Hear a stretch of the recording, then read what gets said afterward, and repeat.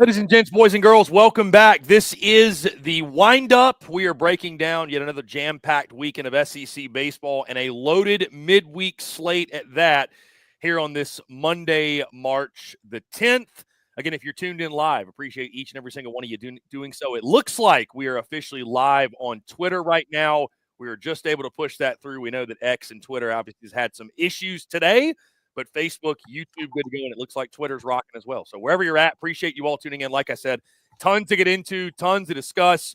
I am Chris Phillips. He is Harrison Fant. Once again, this is the Wind-Up SEC Unfiltered bi-weekly college baseball show. Again, as always, make sure you like, subscribe, turn on notifications. Check us out via podcast. Forget your podcast. You can also find us across all social media platforms, as well as our website, secunfiltered.com. And as always, we're powered by our friends over at FanDuel. Visit FanDuel.com/SECU to join today and get started with $150 in bonus bets when you win your first $5 bet. Once again, that's FanDuel.com/SECU to get $150 in bonus bets today. It was a jam-packed weekend yet again, the final non-conference weekend of the 2025 SEC baseball season is officially in the books. And as you can imagine, the SEC took care of business like we expected. We'll talk about all that, break that down, and look forward to what should be a very entertaining midweek slate, especially when you think about the fact that it will set up what is to come this weekend, which is conference play. Again, welcome to the Wind-Up, SEC Unfiltered's bi-weekly college baseball show. I am Chris Phillips. Joining me, as he always does, my good friend, Harrison Fant. Harrison, what's going on, man? Appreciate you taking the time. By the way, how do you like the jersey today?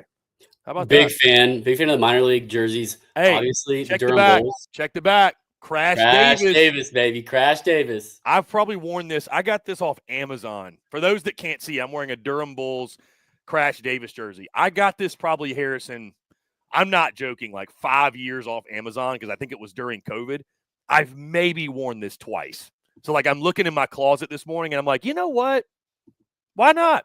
Why not? Why not? Let it fly on the wind-up. So, yeah. I thought you might appreciate that. My favorite baseball movie of all time, by the way. So, it's probably top 3 baseball movies for me. I mean, it's got to be up there with Field of Dreams, obviously, and Moneyball. Yeah. I mean, there's so many good options, though. There's an argument for so many things, and I think that's what makes baseball so great as well, as there's so many great, movies. Yeah, our guy Chinook in the comments, run, dummy. Yeah, it's so many great quotes from that one. Such a great movie. Again, Harrison, let's dive into it, though. Again, we had a jam-packed weekend of SEC play. I'm going to run through these really quickly, and then we got a lot to discuss that was off the field as well that happened, whether it was my timeline going crazy, Harrison. I'm on a bit of a heater when it comes to the tweeter. I'm on a bit of a heater when it comes to X. We had LSU and Tennessee. I don't understand it. It's kind of annoying. I'm like Justin LeBron. When you're hot, you're hot. But we had LSU and Tennessee fans going at each other's throats as well. Again, a lot of success on the field over the weekend. Again, what you would expect, the final non-conference weekend. Everybody virtually sweeps, except Bama takes 2 of 3 from Presbyterian. They lose the Sunday game. Ironically enough, Harrison, they 10-run rule PC in the first 2 games. Did not even get to 9 full innings. And then they lose on Sunday 11-8. It just goes to show baseball's a crazy game. Auburn takes 2 of 3 from Old Dominion. The only game they lost, they had a rubber match. I think they were the only team in the SEC that had a rubber match this week. Maybe Kentucky did actually as well. But they had a rubber match Sunday because on Saturday, they're up 9-2, and their bullpen finds a way to give up 9 runs and lose the game. So, but they take 2 of 3. Kentucky, again, takes 2 of 3 from Wofford, which I thought you called, Harrison. Wofford, a very, very good program. I said that they weren't going to sweep. I said Wofford's a really good program. They're hard-nosed. We'll get into it, obviously, but I think they're a really, really strong mid-major, and they proved it, I think, this weekend too. Yeah, I mean, dude, you think about it on Sunday, that was a 2-1, or what was it, 2-1, or 2-1 win for Kentucky. It was South Carolina that won 1-0. But a very close game on Sunday. Wofford could have taken that series. Again, really good program. We don't know about Kentucky. We'll figure it out as we move forward in the conference play. Texas A&M takes 2 of 3. It's interesting. On one hand, Harrison, you never complain about a winning weekend, but for A&M, it just feels like they can't really win enough to feel good right now. And now they sit 9-6 overall. Like if you'd have asked any Aggie in the preseason about, hey, if you start 9-6, what's the mood going to be? They probably would have said a complete nightmare. And it's still very uneasy feelings there in College Station. And also you had Mizzou, who split with Binghamton 2-2. There ain't a whole lot to say about Mizzou. We know what we're getting. Harrison, though, I'll kick it over to you again. I just mentioned some of the non-conference results. Like I mentioned, everybody else swept. Some big numbers across the board. Tennessee continues to hit bombs. LSU continues to roll. Vandy, I think, kind of an underrated sweep against Xavier. Your thoughts from what was admittedly, Harrison, let's just address the elephant in the room.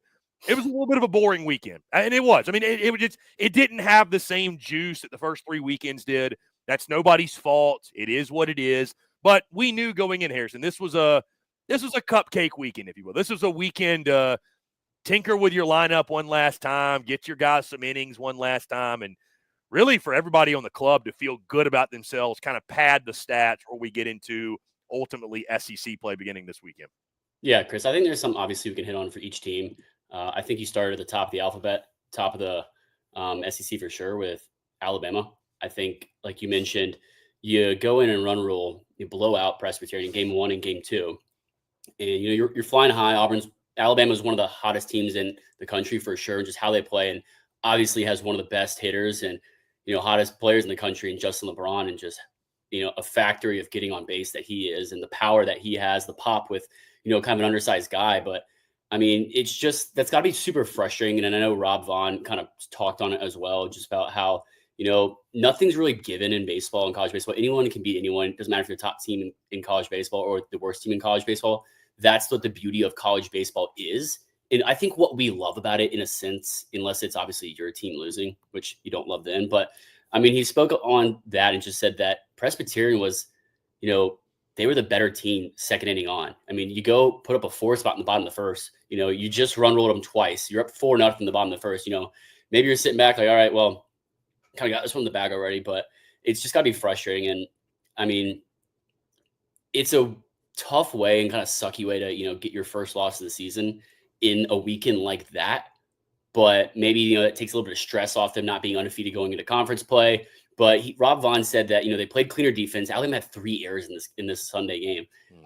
They threw more strikes. They were more competitive out of the bullpen, significantly better than Bama did. And they hit with guys on base and getting guys in. And that's why Presbyterian lost. I mean, props to them for coming in after getting blown out game 1 and game 2 against, a top 10 team, top 15 team in Alabama that's undefeated in the SEC, and, putting everything they got forward and going for, try to give them their first loss. And they did. And, props to them for fighting, because that's what, mid-major college baseball is about. But a little frustrating to see it, like I said, but, maybe, a little bit of stress off them, like I said, going into conference play, not having an undefeated record and just pressure on them. But it's a learning lesson, I guess, for them as well.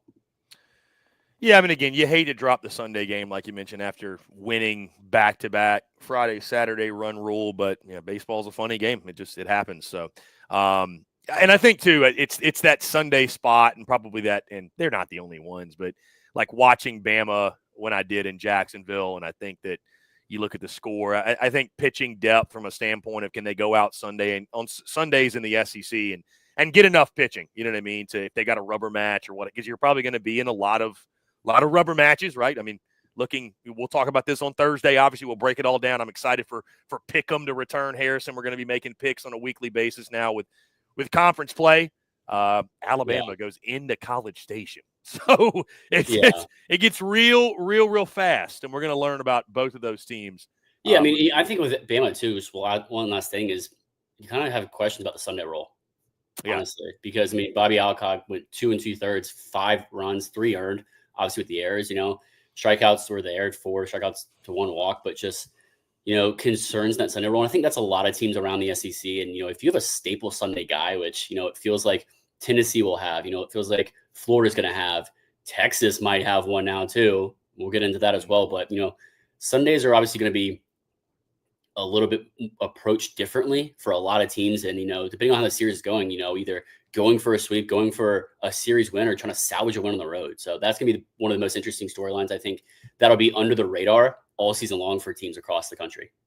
You mentioned Texas, Harrison. I want to go there. They've been quietly kind of 13 straight wins. I mean, they've kind of quietly been doing it. It feels like right now, and I'm not saying it's a bad thing. It just is what it is. It feels like right now, like Tennessee and LSU are kind of dominating the headlines, and I think a lot of that has to do, and again, we'll talk about it more in a sec, because I definitely want to highlight just some of the madness that took place over the weekend, and it's one of the things that's got me fired up for not just the start of conference play, but certainly when those two teams tangle and go at it, some of the energy from the two fan bases. But, like, I think it's kind of almost led us to, overlook what some teams are doing. Like, Texas has won 13 in a row, and, I mean, they sweep Santa Clara is better than a lot of other. Santa Clara is a good team. I watched this series pretty closely, and I was impressed with Santa Clara as a whole from a mid-major, and kind of the West Coast style of ball they play. And I thought they competed pretty well with Texas throughout all three games. It felt like they were close games. They weren't, obviously, none of them were blowouts, but it felt like they were in every game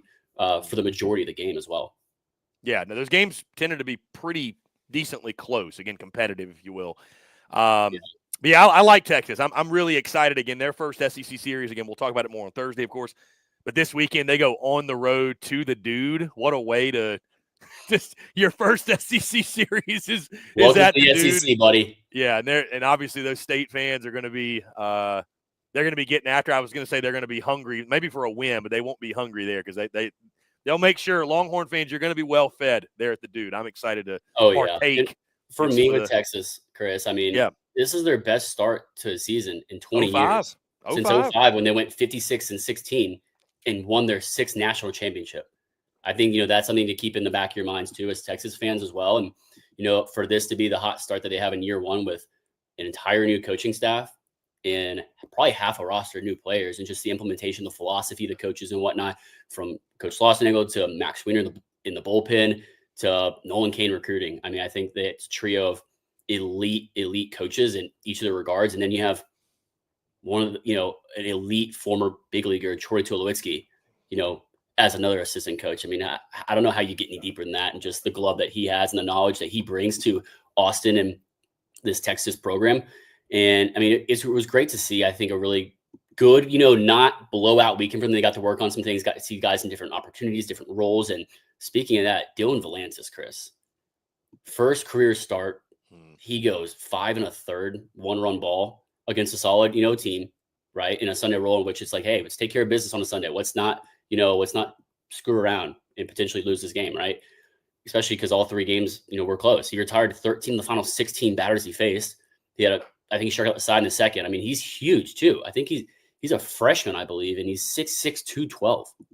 I mean, it is ridiculous just how good I think he was, and what kind of a staple piece I think he's going to be for this Longhorn program, this season and onwards. And, he's been a bullpen guy, and, with Bling struggling on the Sunday spot, they give Valantis an opportunity because they didn't use him Friday to Saturday.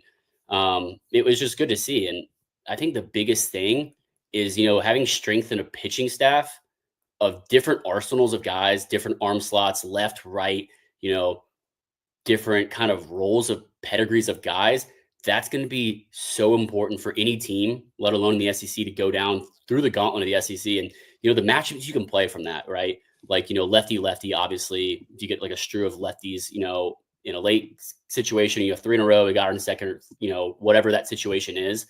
But also to have guys that can go the length that they have, with Max Grubbs, who can go 3+, Ruggiero who can go 3+. You got Anthony Duplantier II, who he's, a redshirt senior veteran guy. He's a big presence on the mound too, but he can go multiple innings if need to. He hasn't really had to, and you have just other guy, Thomas Burns, the back of the bullpen. I mean, and that just is so supplemental to the offense that they have, that we've been, raving about. You've been raving about it since preseason. I wasn't as high on, I wasn't low on, but I just wanted to see it before I, made a huge statement about it. And, it's been there.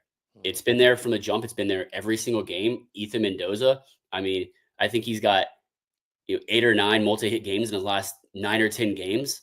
I mean, he's hot. I mean, Tommy Farmer IV, he's been playing very good baseball recently from the stuff I've watched of him. And, the pieces around him, obviously Max Ballou, I think he was a preseason Golden Spikes watch list guy. And you have Jalen Flores in the infield. You got, just guys up and down the roster on the offense that's going to produce. And then the bullpen that goes with the starting staff that they have, that's really shoved. I mean, Jared Spencer is great again on a Friday night, and just, I talked about his transition from Indiana State to go to Texas and be a Friday night guy and just absolutely be as consistent as he's been and just the stuff he has. And it's been a full-fledged Texas, just, I don't want to say resurgence of the program, but just taking care of business on every side of the ball. And it's been really impressive to see. I want to continue to see it. And I'm looking forward to watching it in SEC play. Really impressive job, too, Harrison, to this point by Max Weiner. We talked about him, what he did in College Station, and he had his work cut out for him in Austin. Again, long way to go. Conference play is about to start. If that pitching staff can hold up, though, in SEC play, it's really just going to be a testament to how and I think it pairs really well with, the recruiting aspect that they have of certain guys that they've recruited after their recruiting and development philosophy, headlined by Nolan Kane, obviously big fans of this whole staff. And Max Weiner, just knowing his philosophy, talking to him in Omaha and learning about him and their style of recruiting development and how he works with the pitchers and, what he did in year one in College Station. The complete flip script, it was there. And, led them to the championship game in Omaha and what he's able to do. Because I had no doubts he's going to do it here in Austin, Chris. No doubts. It was just how fast is it going to be implemented in the results, how successful it's going to be as fast as possible. And it has been as fast as possible. It's straight out the gates, Chris. And it's super, super intriguing to watch and just learn more about as we go through the season. And, a new year one for him in Austin. And the Arm Farm, like I said, it's working in Austin. Huge fans of the Arm Farm. The proof's in the pudding, and it's in Austin right now, that pudding, and it's proven its point. Yeah, proof's in the pudding indeed. And again, they're off to a hot start. Big opportunity, SEC play beginning at Mississippi State, like I mentioned. Speaking of pitching, Harrison, I can't believe we've gotten this far in the show and not talked about the fact that Tennessee threw a no-hitter. I'm going to ask you this right here. If I give you a freebie, neither one of us picked the Vols to win the SEC. Neither of us picked A&M either, by the way. If I gave you a freebie right now, Tennessee or the field, would you change your pick in the SEC based off what we've seen? No wrong answers. I'm curious because they look so insanely good. They just threw a no-hitter on top of the offense they're producing every night. Chris, I'm extremely high on Tennessee. I think they should be the number one team in the country. I think they're the deepest, most complete, most fully sound and consistently dominant team in the country, but I'm taking the field. It's the SEC, Chris. I'm absolutely taking the field. Good man. I wouldn't change my pick either. I'm sorry, Bull fans. I'm sorry, GBO. But I'm taking the field. Just statistically, that's just, it would be dumb not to, even as dominant as Tennessee has been. If you dude, here's the thing too. You picked LSU to win the SEC in the preseason. Listen, as good as Tennessee is, they still got to go to the box. Yeah. So, and LSU's technically number one right now. Take it for what you will. But even if you gave me Tennessee or LSU, Arkansas, Texas, in Florida, I'd still take the field of those four. Just from a numbers standpoint. Yeah. Yeah. Well, anyways, I like the question though. I only ask because it's just so damn impressive what Tennessee is doing. They're dominating, bro. They're just they are dominating, and it's on top of the crazy offensive numbers. They're on pace to. You talked about this last week, Harrison. Break the Grand Slam record. I'm sure they're pacing to break a home run record of some sort. I don't know exactly if that's fact or not, but they're leading the country in home runs, I believe, which I guess shouldn't be a shocker, but. We thought maybe it's okay, you lose so many core pieces from, a national championship team. You're dude, they just haven't missed a beat.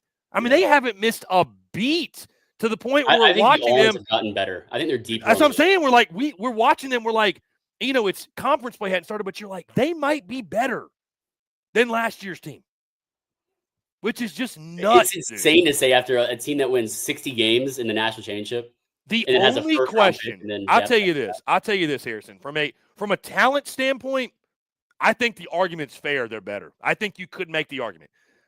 The question with Tennessee, that's where I'm getting at. The question with Tennessee will just simply be, because sometimes you can be better from a talent perspective. Listen, what was it, that 22 team that won 54 whatever games? That loss to the regional Notre Dame? That team was better than last year's team. But they didn't win it all. You got to have something else. He told me, he said that that 22 team, like, it was kind of like a stop in your tracks about just how hot they were and how much they're losing, the swag they had, the pedigree. He goes, I couldn't really do anything about it because they kept winning games every day, it felt like.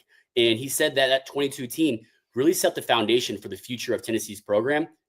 And the proof, I mean, it's proven that to be true with the 22 team, the 23 team, and the national championship 24 team, and now this 2025 team that, is all gas, no brakes. And it just proves again, though, Harrison, that you have to win a national title, you got to have a little something else. And you don't really know if you have that something else till you get to the postseason. And like, do you have like that clutch, right? Like, I mean, it takes more than just, you got to have talent. You can't win a national title without ball players, but you got to have, that's the only question for Tennessee. They got all the talent. They got all the pieces. We'll see what happens in SEC play, but like, that'll be the question for them. Like, are they better than last year? Maybe, but do they have what Semo had and Burke had and Beam had, like in those, Dreiling had in those clutch moments? It's just TBD until you get there. You know what I mean? I think that's fair. Good news is you still got a guy like an Inslee who was there last year, and there's a lot of other pieces, but they're scary, bro. Tennessee. Speaking of Inslee, never saw a wall that he was afraid of. Ran into another wall again, and obviously they're just insane, dude. Like they're insane. They really are insane. I don't know how. And I love LSU to death, and this is why, again, it's made for such great energy on social media. But I don't know how you can watch Tennessee and be like, that's not the best team in the country now. I've lost a little bit of respect for those who don't put them at number one in the country right now, based off of how soundly dominant they are all phases of the ball and in the dugout off the bench. I mean, spot their weakness. And everyone knows who I'm talking about. And it's so frustrating because, I mean, you look at LSU, like they insanely talented on every facet of the game, really deep bench, really talented bench, but they've been in a lot of closer games that it feels like they shouldn't be, especially as number one. And I know it's college baseball, but I'm just saying for number one, best in the country, it doesn't feel like it's as close as people make it think or what it is right now. It should be reversed. Yeah. Harrison, some other teams I want to highlight. We don't have to go super in depth, but just excited to see how they perform in SEC play because they've been hot. Ole Miss is red hot. Yep. I was glad you went there. Oklahoma's red hot. They sweep Sam Houston. Arkansas sweeps Portland. But those two I just mentioned, Ole Miss, Oklahoma, I think Ole Miss we're still kind of not paying enough attention to. They're a lot of fun right now. Yeah, and I mean, we saw Hunter Elliott, who's been dominant all season long, and just it feels like a perennial Friday night guy. Him struggle in the first time this season. I mean, he goes just over 3 innings, only 5 strikeouts, 3 walks, but 4 earned. I mean, I think he really competed though in battle and showed kind of the veteranness that he is. And right behind him, Mason Morris. I mean, you talk about a guy out of the bullpen. Mason Morris came in and shoved. He did his job. I mean, he's a veteran guy, he's a junior. 4 1/3, 1 hit, 7 Ks, 3 walks, no runs. I mean, talk about slamming the door, and then Connor Spencer ends it there in the 9th with a close. I mean, I was really impressed with Mason Morris on that Friday night game. I think more so than the offense because we've seen what the offense has done. We know what they can do. And then Saturday, Riley Maddox. He's shoving, dude. He really is shoving of late. I mean, it wasn't a dominant outing though. It's 4 strikeouts, 2 walks, but only 2 hits in 5 innings. He just took care of business, and the bullpen struggled a little bit behind him. But then Walker Hooks. If you don't know the name Walker Hooks, I think in the SEC, I think you're going to start, getting a better census of who he is, especially if you're in Oxford and Mississippi. I mean, the freshman, he is absolutely elite. And I talked about it last week on Ole Miss After Dark about how impressed I've been with him, and just I think a stud he's going to be for Ole Miss this season and going forward his career. I mean, he was a starter in high school. He threw over 70 innings his senior year, 100 strikeouts. He also hit over 300, Chris. First team All-State. I mean, he led his team to a state championship as a senior. I mean, he's huge too. He's an Ox, Chris. He's 6'4", 265 as a freshman pitcher, lefty. I mean, that is insane to think. And it's ridiculous. I mean, he shoved. He went 3 scoreless, 6 Ks, no walks, 3 hits. I mean, he absolutely dominated everyone he faced, it felt like. And so that was really impressive. Just those 2 guys at the bullpen for me. I mean, the offense, like I said, did its job. Jacksonville State's a really scrappy team. They, haven't upset anyone like I thought they might have. But then Mason Nichols on Sundays, he takes care of business on a great start on Sunday. And the bullpen, had some ups and downs, but I was impressed with that. And I think, Ole Miss has climbed in the rankings like no one's really paid attention to. You and I both had them in the bottom of the middle of the SEC? Kind of that bottom. I'll tell you this, my power rankings will drop tomorrow. I did move them up. I'll just tell you right now, I've got Ole Miss now at 8th. So, right in the middle. But last week I had them at like 11. Yep. I honestly, after I published the rankings, I was like, that felt too low. Yeah. So I did bump them up a few spots because I just think Ole Miss is a little bit better than maybe even we're giving credit for. So, which is good to see, man. I'm glad that we're not talking about the Mississippi schools down at the bottom. Like, it's good to see both those be, highly competitive. And I know State's not in the top 25, but they've, we'll see what happens with them. But still your Omaha sleeper. Still my Omaha sleeper. Yes.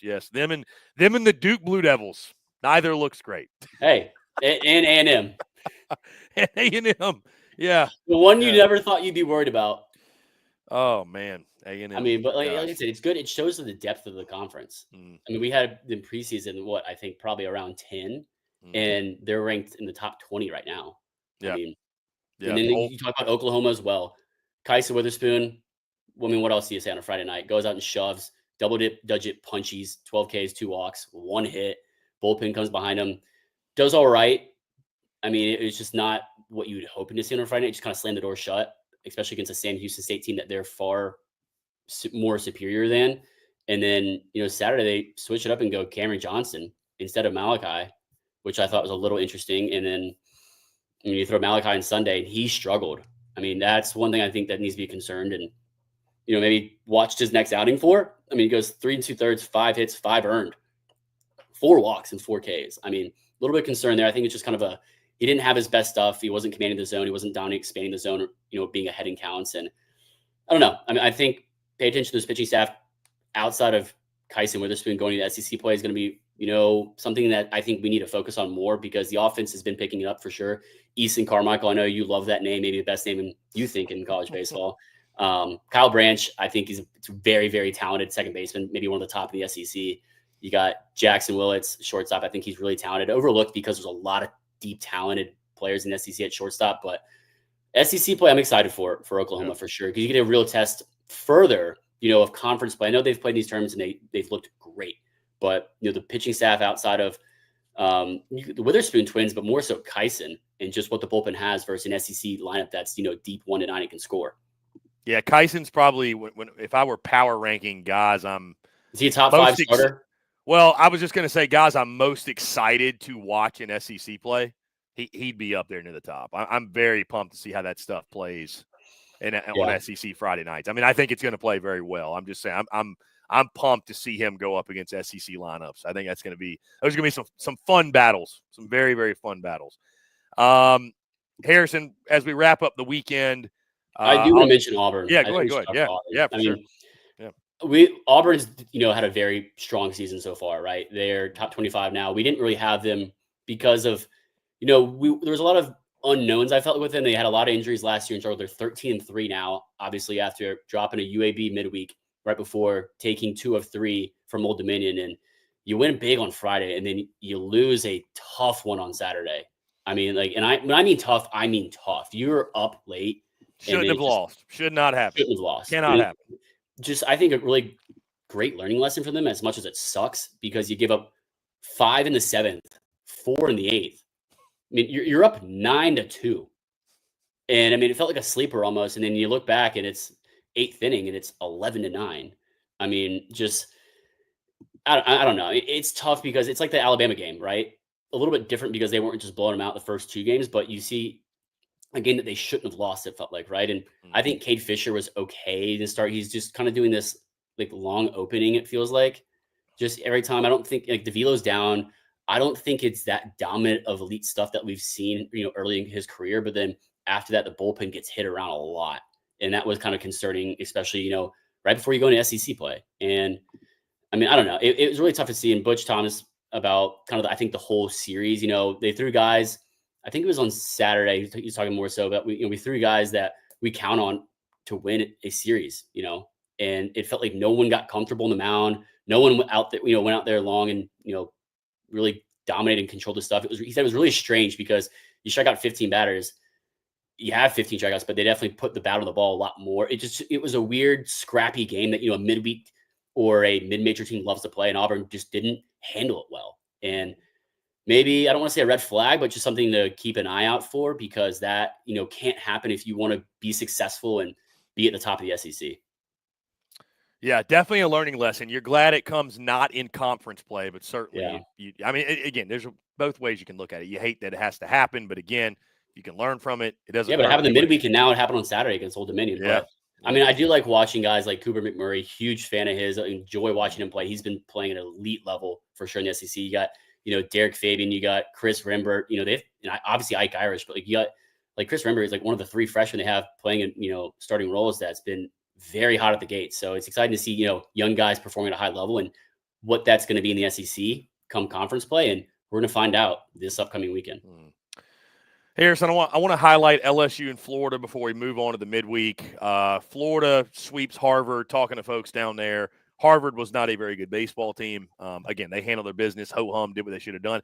I am intrigued to see Aiden King started on Saturday, shoved as I expected. He is going to be fantastic for them, which is going to make for some interesting decisions going into Knoxville this weekend with what's the status of Kapala. Does it even matter? Because it seems like it's lingered on now. Yeah, and they also, too, I'll tell you this, from the reports that I got from them, it doesn't sound good. So I think it is going to be Aiden King on Saturday. But then Matthew Jenkins pitches on Sunday in place of Jake Clemente. I was told by them that he's had some back stuff kind of flare up. Now, his thing I really don't think is long-term, but is it spasm stuff or what is it? I couldn't gotten a sense of what it was exactly. Yeah, I think it's spasms. He went and got worked on, I think they said, by the team doctor. But again, it's just more of back soreness. Like I said, back spasms, if you will. But Matthew Jenkins is a kid they're high on. He threw for them on Sunday, a guy that they believe is going to touch 100 one day. So, jeez, to have that, hey, let's fill this in on a Sunday roll, a guy that can throw like Jenkins did, and the stat line wasn't great. He threw 3 innings, 4 hits, 2 earned, but it's a good spot for him to get him in. And if this stuff continue to play up, and that velo climbs, obviously, and if you can add to that depth, but Luke McNeil came in behind him and he got the win, which I obviously am not a huge fan of the win stat, because I'll just say Jacob deGrom, and that's all you need to know. But he got the win, but he struggled. 3 hits, 3 earned in 1 inning. He's been a guy that's been around this program for a while, and just not something you expect of a guy to struggle. But after that, Rodriguez, B. Miller, and Barbie all handled their business for the most part. And, it's, I guess the whole Jake Clemente thing is, better to happen now than next week. Maybe just give him a weekend off, back relaxes, things kind of strengthen and heal up, and he's ready for it feels like the most important series maybe of the season, but definitely of the season so far, when Florida travels to Tennessee for a top 8 matchup, whatever you want to call it. But highly anticipated matchup with 2 elite offenses and very strong pitching staffs for sure. 2 maybe the best rotations when they're both healthy, speaking for Florida, in the SEC. Yeah, it's good on good when they go to Knoxville, but a big week for Florida too in the midweek. We'll talk about that more in a second. I will say, Liam Pearson should begin, obviously, but I will say for this upcoming series, we'll preview it more Thursday, but I wouldn't park anywhere near the outfield in Lindsey Nelson. Would not park. Ball's going to be flying. I'll tell you, if I'm there, I'm not parking there. That's for sure. Yeah, if it's warm and the wind is blowing out at all. Yeah, I think the most common thing you'll see upcoming series is the umpire looking at the dugout and moving. I need 3. Need 3. Yeah, keep the ball down. It'd be a great weekend to keep the ball down. You're a starting pitcher. And then LSU, Harrison, I talked to my buddy Blake Ruffino, AYS Sports, that covers LSU. Big thing that really came out of the weekend for them, because, again, they dominate. They win. They sweep the series against North Alabama. It sounds like Josh Pearson is taking that third base job. Michael Braswell, a guy we're very familiar with, he has struggled to this point. And they're just deep, man. And, it's just at LSU, if you don't get it rolling, I think he's hitting 170 right now. They have other options. They got a freshman over there they like, but Josh Pearson seems to kind of be the guy, or filling in the DH spot at least. I think Pearson either third base or DH. And he homered on Friday. Third inning. So that's the big thing. I know you also talked about Anthony Ianson. What do you have? 15 strikeouts. 15 strikeouts, and he's really talented, really talented. But either he didn't have to do it with much because it felt like he just used fastball, and I'd say of the 15, at least 9 of them were on the slider. like the slider curve. I can't really tell exactly what shape it is. I don't have the TrackMan data on it. I don't have access to that yet. If you know someone, send it to me. That's for sure, because I'd love to see it. But I mean, I'm not saying North Alabama is a great team. It's not an SEC team, obviously, but like I feel like he didn't really need to use everything, and it was just like, if it ain't broke, don't fix them. Keep throwing it. You're gonna keep swinging at it out of the zone. Got away with a lot of fastballs, like just frozen them. I think on 1-2 counts, fastballs in or fastballs away, which was not what you're gonna see in SEC play. But I'm interested to see him a lot. He's transitioned really well to LSU for sure this season, but transition to him in the SEC against lineups like Tennessee, like Florida, like Texas, these lineups that are super deep. And, if you make a mistake, they're going to make you pay for it. And I'm really interested to see that and how that plays, because I told you, and I just don't think it's the most elite arsenal of, guys that we've seen around the SEC on a Saturday, but he's obviously commanded it very well. He's expanded the zone. He's really good pitch ability. So I'm really interested to see that. Not saying I'm down on him, just not saying I think he's an elite, top the SEC Saturday guy right now. Maybe the bigger story for me out of the weekend, Harrison, when it comes to LSU, and let me bring our friends Tennessee into the combo as well. I love to post highlights and updates and all that, keep the timeline popping on the weekends and just all throughout the week, right? Just keep people updated what's going on. And I do that for every sport. And in basketball, like when I post like a Kentucky highlight or Tennessee highlight, like you may get some chirping in the comments every now and then. Certainly it happens. But baseball, dude, it was an all-out war this weekend on Twitter between LSU and Tennessee fans. And they don't play for a month and a half. I would say my comments were bigger with Tennessee and Georgia fans for separate reasons. But well, Georgia fans make sense in your mentions. But I literally post a video of Bear Jones hitting a home run, that Oppo backside home run he had. The muscle up home run that he hit off like the fucking it was like handle. A jam shot home run. I still don't scientifically know how that got out. Yeah. And I don't think he does either. Yeah, I don't know. But I literally tweet that video, and the all-out chaos that broke out in the mentions from Tennessee fans. And, like, I'll tell you this. My message to Tennessee fans, because I love Tennessee fans. Tennessee fans, some of them think we hate them. We don't. I love Tennessee fans. I hate them. I love Tennessee fans. I got nothing but love for the Vols. I've mentioned that so many times. Tennessee baseball fans, Tennessee fans in general, why are y'all so horny for disrespect? Like, it is crazy to me. Like Tennessee's preseason ranked 4th in the country. Oh, they hate us. They're no respect. I'm like, dude, like, come on. It's very entertaining and I love it. But that video, it's just hey, Bear Jones hit a homer. Look at this power. That video's got like 254,000 views on Twitter. Can't relate. Because of the mentions going insane. LSU and Tennessee fans going at each other's throats. Again, I love the passion. We love the passion. You honestly don't get that passion in basketball. You get that passion in baseball. Baseball is just, it's personal to a deeper level. And again, I love it. And we're looking way too far ahead.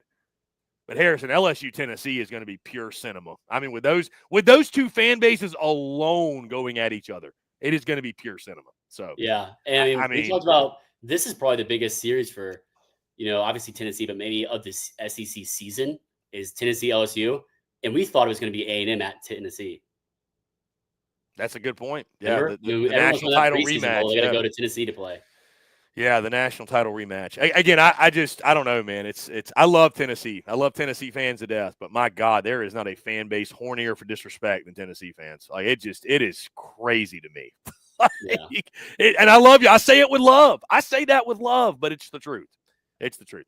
Yeah, David speaks. Yeah, it is going to be the hottest ticket in Baton Rouge. There's no maybe doubt. Is it a new kind of? I mean, it feels like LSU is a rivalry with anyone. Here's what I think. Harrison. LSU is a blue blood. Tennessee is a new blood. And I think that's what fuels it. I think I don't think LSU likes the idea of Tennessee is like the new dude on the block. It's the new popular kid that's kind of come in, taking over the territory a driving little bit. Driving a cool car. LSU's been there a while, and they don't like that. I think that's what it really comes down to. And it's like, I don't know that I would really classify it yet as a rivalry, but it is turning into that, especially the rivalry match. It is turning into a rivalry between the fan bases, if nothing else. I mean, it's wildly entertaining, and we appreciate it. I mean, God, keep it up, really, truly. And again, I say everything I say with love because, listen, LSU fans can be the same way. But it's the passion. But my goodness, Tennessee fans they are like starving for, they love it. I mean, I got people coming at me in the mentions like, yeah, I saw you hating on Tennessee in the preseason. I'm like, dude, you thought I picked them to suck. Like, this isn't another Rocky Flop situation. Nobody said that. Like, nobody said they're going to miss Omaha. What an outrageous take to pick a team to miss Omaha. Only 8 of them go. How outrageous of me. How dare I? How dare you? The other thing that shook social media, Harrison, this was the most random thing. Not even SEC. And I'll say this. I'll repeat it because we're wrapping up the weekend. We're about to talk the midweek. I am so happy, Harrison, that non-conference play is over. This was the first weekend, which it makes sense because we didn't have tournaments. We didn't have rivalry series. I was just like, dude, I'm so over non-conference play.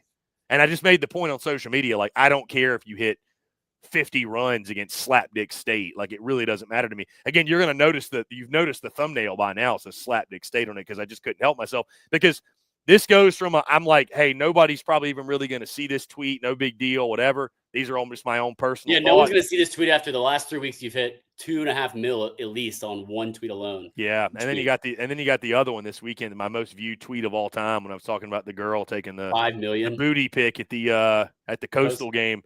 Shows how dumb Twitter is, truly. But yeah, this gets like up to 200,000 or whatever thousand views. It's at our friends over at 11.7 were which I feel like they took offense to it because I'm talking about a bunch of mid-majors and calling them slightly. Again, it was just meant as like, dude, I'm just excited for conference play because that's what really is going to tell us who's who. Like, I don't care if you score like Florida. You scored 22 runs against Harvard.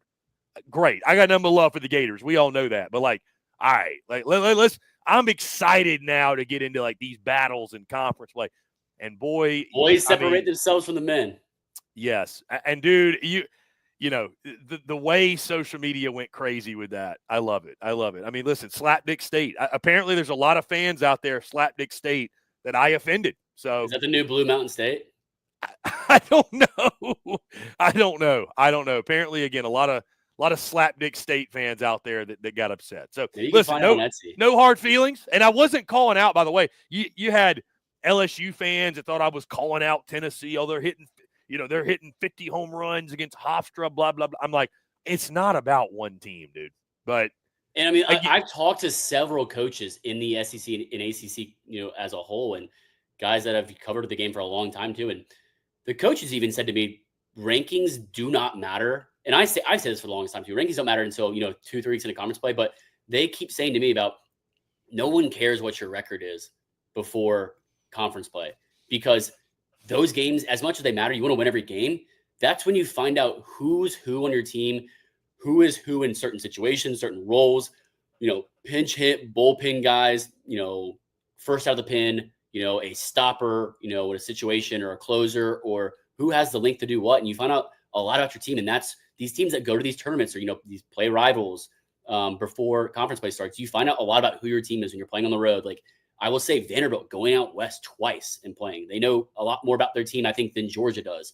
I think, Kentucky doesn't know as much about themselves, even though they're playing very well, as a team like Texas or, Ole Miss, who's playing in these, Astro tournaments, in these other, round robin-esque tournaments against really elite competition. Tennessee's played in them. You have plenty of teams that are doing that. And I always give props to them for doing it because they don't have to. There's no need to, but they want to put themselves to the test. They get invited to, and they're like, yeah, we'll play anyone, anywhere. And you learn a lot about your team going into conference play. So you're not figuring those things out when you get into conference play. Yeah, the only two teams, Harrison, that really did not challenge themselves in non-conference play were Georgia and Kentucky. I mean, really, truly. I mean, South Carolina too. Well, I mean, they played Clemson. They played Clemson, but they got swept. But at least they played Clemson. Yeah. I mean, I was just thinking their tournament was the UNCW tournament. Yeah, I mean, Georgia and Kentucky really have played nobody. We don't have to continue to harp on Georgia. Because Auburn went out to Texas. Everybody else has played someone in Oklahoma, some capacity. Alabama went to Florida. Yeah. Anyways, guys, we're going to talk about the midweek. We got some intriguing matchups. Before we do that, I want to tell you about our friends over at FanDuel, because it's always brought to you by our friends over at FanDuel. We got a new ad read, by the way, because it is March Madness season. It is bracket season. And this bracket season, FanDuel is letting you make the call, because right now, new customers can get $200 in bonus bets when your first $5 bet wins. That's $200 extra bucks to bet on everything from clutch shots to last-second heartbreaks and even who's cutting down the nets. If you've been waiting to join, there's no better time. There's tourney action almost every day, and FanDuel has amazing bet types like spreads, totals, game props, and so much more. And, guys, they've also got lines on college baseball. They're going to have lines for every SEC baseball game. I'm going to be dropping some of my favorite plays. We're going to be dropping March Madness picks all throughout the month of March and even beyond that. So, again, make sure you're checking them out. Visit FanDuel.com/SECU. Get in on the college hoops action all tourney long. Must be 21 and up and present in select states or 18 and up and present in D.C.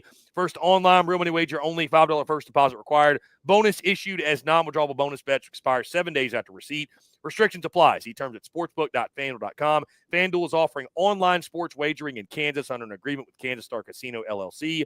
Gambling problem? Call 1-800-GAMBLER or visit FanDuel.com/RG. Call 1-888-789-7777 or visit ccpg.org/chat in Connecticut or visit mdgamblinghelp.org in Maryland. Hope is here. Visit gamblinghelplinema.org. Call 800-327-5050 for 24/7 support in Massachusetts, or call 1-8778-HOPE-NY or text HOPE-NY in New York. Harrison, we have broken down and talked about, dissected the final non-conference weekend. That being said, let's turn our attention to the midweek because some intriguing matchups, no doubt, Harrison. I'm going to focus on the top ones here. But again, you can look at the entire schedule. There's a lot of interesting games, but really, Harrison, I think the ones that jump out, the big one is Florida State tomorrow night. Tuesday night, the Gators travel to Tallahassee. I know this one, again, talking to folks down there, and you just know this one's really personal for them because last year, Florida State ran them out of the stadium virtually every time they played them. It's a huge rivalry. It's right up there, Harrison. You talked about, right? Miami, Florida State, just kind of that trio of teams. They play in the midweek. I hate this isn't a weekend series. It should be. It should, but, whatever. It's the way the schedule works. It's about as intense a Tuesday night you're going to find in college baseball, though. That's for sure. Ole Miss travels to South Alabama, play them in Mobile. That's interesting. Bama travels to UAB, plays in Birmingham. That's interesting. Auburn travels to Tennessee Martin. I feel like anytime these SEC teams are going on the road. Xavier's insane non-conference schedule continues. They play LSU at the box. Texas A&M plays Prairie View A&M. I guess maybe that's just – it's just we're keeping a really close eye on Texas A&M and what they're doing.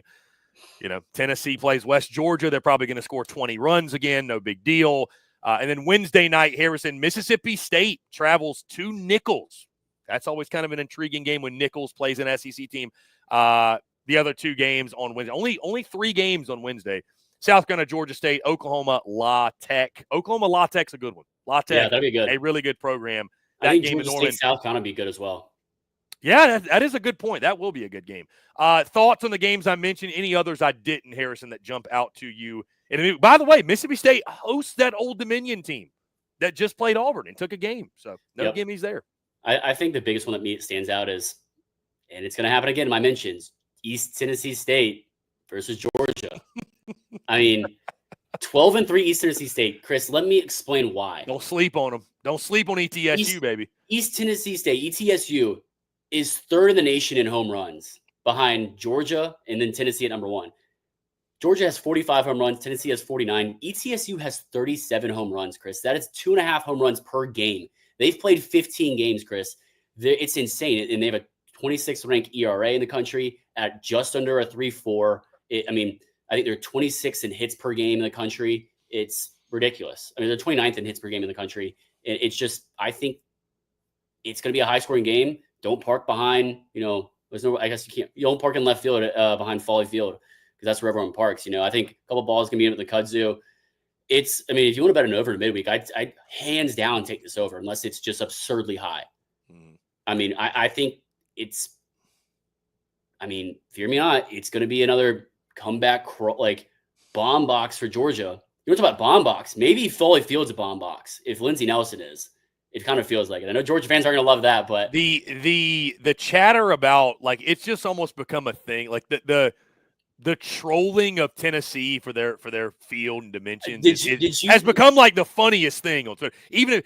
I'm having fun with it because anytime like a Tennessee guy hits a home run that's a bomb, I'm now tweeting like, here's another home run that would have gone out of any ballpark. And the way it just there was a fly ball in Texas that went to 20 yards 250 feet, 20 yards from the warning track, and it said, here's a home run at Lindsey Nelson Stadium. It's a routine fly ball everywhere. It's actually becoming like the funniest thing. I thought it was hilarious, but no, I think ETSU they're gonna pitch a stud. I think, and I think Georgia, the struggles they've had on the weekends, especially with starters and then the bullpen trying to save and have been saving and salvaging them to go along with the offense that just explodes every week. I think East Tennessee State's going to give them a run for their money in this midweek, especially with Georgia looking ahead to the SEC play. It's going to be tough, Chris. I think it's going to be a really fun one to watch. If I had to pick one game to watch midweek, it's probably going to be that one, just because it's going to be a slugfest. And the good news is, Harrison, you can watch East Tennessee State, Georgia, and then watch Florida State because Georgia ETSU's at 3 and Florida State's at 6. That's true. Actually, Florida State would be the most interesting one, but outside of that would be. But you can watch them back to back. I'm really curious. My attention goes straight to Tallahassee. This is a big low-hanging fruit. It is the low-hanging fruit, but this is a big deal for us for the whole SEC ACC thing. I want this one. I want this one. I need to be able to talk shit Tuesday night. So I need Billy Barlow to go out there and shove the ball up the Seminoles' ass. Like that's what. Hey, I don't want to overemphasize the midweek, but this is why you brought Billy Barlow in, to pitch in a game like this. And last year Florida's having to throw true freshmen out there against Florida State, and dude, they got crushed. So I know those guys are fired up for it. I know they're a little pissed off how last year went against them. Again, but it just sucks. Like, Harrison, how pumped would you be if we got Liam Peterson against Jamie Arnold? Yeah. And obviously neither's going to throw those guys. It's just damn, I would kill to see that. And then the offenses around him as well. You get to see. God, that would be. It was 1 through 9 at Florida. And then you get to see Alex Lodis, who's batting, over 1,200 OPS. You get Miles Bailey and you get Gage Harrelson. We do get to see Gary Sheffield's son on Tuesday night. Yeah, and you get Cal Fisher. Everyone that's qualifies, statistically for Florida State except for one guy, which is a guy that we didn't think would be struggling as much, I guess you could say, Jackson West. Everyone else is batting over 315 at Florida State that qualifies. Yeah, FSU. It's really, ridiculous. Really they're so deep too. They're definitely a top 5 team, and I don't know who's going to start for Florida, or it's not Florida, for Florida State. I haven't seen anything out. I don't think it'll be Peyton Monca. Maybe Evan Kreist. I don't know. I really don't know, but I'm interested to see that one and just how both the teams play it, pitching staff wise. Because I think the rivalry runs deep, but you got to think it's a good time to get your guys maybe an inning. This would be their bullpen for the week and maybe a high leverage bullpen, but I'm excited for that one for sure, Chris. Yeah, it's interesting to balance that because you want to get your work in, but both sides very badly want to win. I think that one might be I don't know if it's gonna be a low scoring game or not, but Georgia ETSU won't be a low scoring game. That's for sure. No, like you said, probably you're probably gonna refresh Twitter if it's working by them.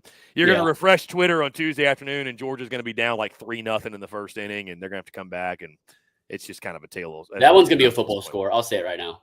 Yeah, like a 17-14 game. 14-10 kind of ball game. Yeah, 14-10. Georgia's favorite. That's their favorite kind of game to play. So, guys, I'd love to know your thoughts on the midweek, what took place over the weekend. That being said, Harrison, before we wrap it up, let's get into some questions because we do have a lot. Our guy Chinook, Harrison, is the foremost authority on where not to park around the SEC. He can tell you everywhere not to park when it comes to bomb boxes and home runs. Hey, park wherever you wanted, the dude, though. They got plenty of seats everywhere. You ain't got to worry about it. There you go. Exactly. Let's see. I'm going to go back here to the beginning of the show. We do have a few questions from you guys.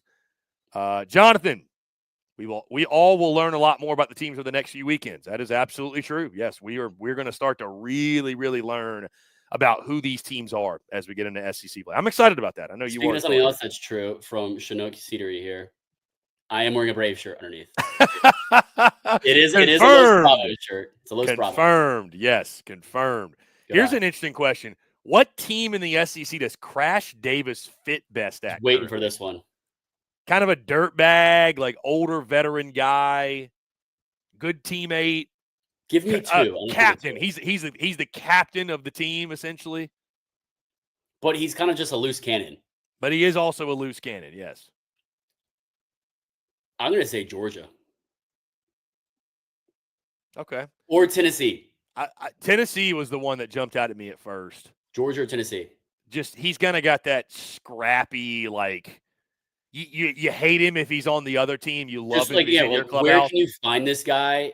Like, where did you find this guy? And like, if you can tame it, like, yeah, you know. That's a really good way to put it, Harrison. That's well done. Well done. Dalton Dye, great day to have a day. Indeed, Dalton, we appreciate you tuning in. David Speaks, how about the weekend for my Diamond Vols? No hitter, 2 walk-off run rules. We are scary. Tegan Kuhn's going to be filthy in the next 2 years. Dude, I tell you this. David Speaks. It speaks to, imagine 5 years ago, Harrison. Yeah, maybe a little bit longer. Imagine before Tony Vitello got there. If I would have told you Tennessee baseball is going to get to a place where the head coach is upset because his team just run ruled somebody so they don't get like the last few innings to work on things, or like, did you see the video? Like Tony V is like, they hit the walk off to like the run rule walk off, and you can see him in the background of the dugout, and he's kind of like, damn it, dude. Like, no, he's not upset. He's not even, well, I mean, I'm saying like, he wants the, like, but like, what a luxury of a problem. Yeah, that's a luxury, Riches. He's not upset that his team run rule his team. He's upset that the run rule play was in effect, because calling some games with Georgia Tech, certain days the run rule game is in effect. You know, if they're playing a doubleheader on Saturday, or if, you know, just weather potentially, or, you know, like when Georgia Tech played Marshall, it was a 4-game series, Saturday and Sunday, run rule are in effect, or were not into effect, but like Monday it was. You know, it's just when you have the depth and bench that Tennessee has, freshman to non-freshman even. I mean, Levi Clark, I'll mention it every week because I think he may be going to win SEC Freshman of the Year. It sucks because you're trying to get guys real reps and opportunities because they've deserved it and they've earned it. And you can't because you're just too dominant on all facets of the game. Luxury of riches, Chris. Yeah. I mean, he wasn't upset for them winning. It was just funny. He's like, damn it, man. We missed out on those 2 innings or 3 innings or whatever to get work. What a luxury. What a luxury. What a place. Yeah, I mean, what a place Tennessee baseball's in. He was a legit guy that they brought in too. I mean, he was a All-American Classic player 2023. I mean, I think he's the number 11 prospect pitcher in the nation. Top 50 national ranked player. Tegan Kuhn's you're talking about, correct? Yeah, Tegan Kuhn's. Yeah. I mean, he was a legit prospect that they brought in recruit, and you know he's gonna have a high floor, let alone a high ceiling at Tennessee. Yeah. Chinook, Chris waking up bringing Bull Durham heat on Monday before conference play, which is a statement. It is a statement. We fucking made it, baby. We're here. Yeah. Chinook again. Harrison's coming for the show's top beard. No chance. Absolutely no chance. No chance. Sorry, Harrison. Really? No chance. It looks great. Chinook says rank the flavors. I do need to do that because I got them all sitting right here in a box. I just say I clean things up because conference play's coming. Love that. It'll be the cleanest lineup you've ever seen on Thursday to get conference play going. I will say I did try 2 new flavors. I tried the Parmesan pepper one. Liked it. It was a little heavier seasoning than others, which I like that. And the cinnamon toast. I don't understand how they made that possible, but it tastes like I'm eating dessert. Had a bag of that last night. Sometimes it just hits. It's not cinnamon toast is like, it's not the daily go-to, but every now and then it's you're like little want something a little sweet. David speaks of the good question. Does Paul Maneri get South Carolina to the tournament this year? I don't think South Carolina's a tournament team. I don't. I think they'll be like right on the bubble. So like if you tell me they make it, I'm not like shocked. But they're going to get pummeled in conference play. I just don't know how they're going to win enough games in conference play. Like, if you're South Carolina, your path to making the postseason, I think they play Mizzou, Probably got to sweep them. And, man, you better be good at salvaging some Sundays because I just, man, I don't know. I like the pitching's been a nice surprise, but the lineup, man, God, the lineup's struggling. So I don't you made me bet on it right now. I don't think they're a postseason team. Chris, I'm going to throw these two up to go along with David Speaks. Yeah. I mean, Georgia Tech. walk off on Friday, taking the series on the road in Blacksburg, Yeah. which goes right along with this. Georgia Tech needs to schedule Tennessee, be a great midweek short trip game. Does Tech would be want fun. that smoke? That's the question. I would love to be on the call for that. I'm hoping, I don't know yet, but I'm hoping to be on the call for Georgia Tech Auburn midweek game coming soon. Ooh, that'll be a fun one. I think that's early April. Would love to be on the call for that. That'd be a lot of fun to do, and we'll see what happens. Yeah, we will see indeed. Harrison, great stuff. A lot of fun today. Again, guys, I, for one, I think I speak for all of us. I'm really excited that non-conference play is essentially over. It is over when it comes to the weekends. We will now, the next time you hear from us, Thursday, Harrison, we will be previewing and predicting 8 conference series. Which means we only have to watch 8 games. We only have to watch 8 games. Yes, indeed. It makes it a little bit easier for us, a lot easier for us, really. But the beauty is this. Conference play is here. As I said on social media, and I stand by it, good job. SEC teams, good job. You dominated Slapdick State. Now it's time for the men to separate from the boys, and we're really going to find out who the hell is who in this conference. And I cannot freaking wait for it, Harrison. I know you can't either. I know you all out there tuned in can't either. Again, we appreciate each and every single one of you. As always, make sure you like, subscribe, turn on notifications. Check us out via podcast, or you get your podcast. You can also find us across all social media platforms as well as our website, secunfiltered.com. For Harrison Fant, I'm Chris. Go ahead. Well, you got anything else? Yeah, I mean, welcome to the SEC Gauntlet this upcoming weekend. The road to Omaha goes through the SEC. We know that, and we'll see who comes out, which cream rises, and who makes it Omaha. I know we got lots. We have several each SEC teams in Omaha, and I'm excited to, see that journey this season and be back in Omaha covering the SEC and en route for title number 6 with maybe a different team for the SEC. Yeah, I mean, listen, 12 teams in the latest top 25, which we didn't really highlight it. No big deal. 12 teams are in the top 25. So the road to Omaha runs through the SEC. There's no doubt. Yes, sir. Again, guys, appreciate you all tuning in. Again, for Harrison Fant, I'm Chris Phillips. This is the Wind-Up, the best college baseball show on the internet. Appreciate y'all tuning in. Have a great rest of your week, and we will talk to you all on Thursday.